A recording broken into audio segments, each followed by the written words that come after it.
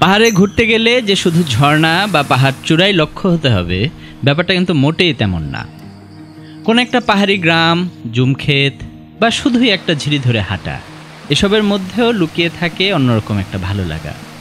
কিছুদিন আগে হাঁটার সৌভাগ্য হয়েছিল বান্দরবনের এক অপূর্ব ঝিরিতে, নাম তিন্দুঝিরি। ঝিরির চারপাশের গাছগাছালি, পানির রং আর প্রকৃতির আবহ যেন আমাকে ঘিরে ধরেছিল মুগ্ধতায়।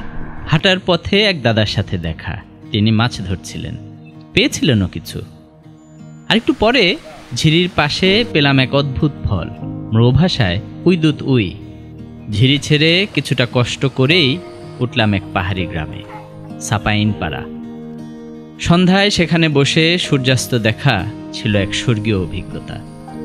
সবুজে মোড়া ছোট্ট সেই পাড়া সত্যি মনে হয়েছিল এক টুকরো স্বর্গ।